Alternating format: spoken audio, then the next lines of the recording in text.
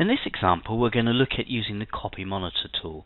We're going to copy monitor some plumbing fixtures from the linked file. We'll also load some other plumbing fixtures and a water heater to finish the job off. So first thing we need to do is let's zoom into the WCs, and you'll see that I've actually already used the Copy Monitor tool for these WCs, and this is represented by a symbol that shows that it's been copy monitored. The sync units over the other side haven't actually been done. Now, Copy Monitor will actually allow us to keep an eye on the actual linked file, so if any of these items get moved in the linked file, they'll get updated. So first I need to do is go to Copy Monitor and select the linked file. Then I need to go to the coordination settings, and if I go down to the plumbing fixtures, and in here we've actually got type mapping. So you'll see that some of these have been set not to copy, so these didn't copy across. So let's use the first oval sync unit, and we're going to actually select from the items inside my file. We're going to actually use an oval MEP, so that will actually give us connectors, and we'll use the public version of this one. So it's a 635 by 510, and all I need to do is select that copy button there. It takes a couple of seconds, and each of these items are copied across using that type selector, so it will actually create the items that I have in my file, and there you can see the Copy Monitor. So any changes in the linked file will actually be represented into my actual file. Let's pan down now to the classrooms, and in these classrooms we have actually a kitchen sink unit. So I'm going to, rather than copy monitors, I'm just going to actually place a sink unit over the top. Just show how simple this is.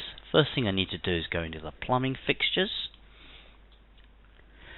and in here I go to my type selector. Now, rather than actually sort of scrolling down, let's do a search. So if I do a search for, let's use kitchen, so KIT ought to be enough, and there's our kitchen sink units. So let's choose the 900 by 600, which represents exactly the same as we've got in here, and I'm just going to place that over the top. Now, one of the problems here is we've actually used a kitchen unit, family that hasn't got any connectors in. So what I need to do is actually load in a family. So it's as simple as, if I go up into the plumbing fixtures and then load family, find the location where that family is. In this case, we've got an MEP version, which will give me my connectors. And all I'm going to do here is actually just select the unit that I put in and change the types, and there's my 900 by 600 for the MEP version. And you can see there's my connectors that I can use later on for connecting pipe. Now, if I right hand click while I've got that selected, I can actually copy that across so we can create similar. Let me just hit the space bar to rotate that and place that over the top. Now, I've got another floor of these classrooms, so I'm going to actually select these two kitchen units using the Control key to select the second one, and I'm going to actually copy that to the clipboard. So use copy, and then you'll notice that paste is available, but I'm going to use align to selected level, so I can actually copy this up in the same location to another level. So let's choose level 2, and now if I open up that level 2 plumbing, you'll actually see there's those two that I've just actually copied up. So being able to copy objects from one level to another in the same location really quick. Let's go back to our ground floor. So in this case, what I'm going to do is I'm going to actually just show you how we can just add some water heaters. So the water heaters, they're not plumbing devices, so in this case under system I go to mechanical equipment, and again I need to load the family.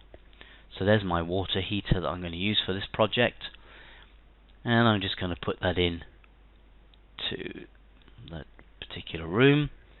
Now you'll notice that the connectors are around a specific way. I want them facing the wall, so in this case I hit spacebar and then reposition it. But the one I'd already positioned in, if I select it, I can just hit the spacebar again.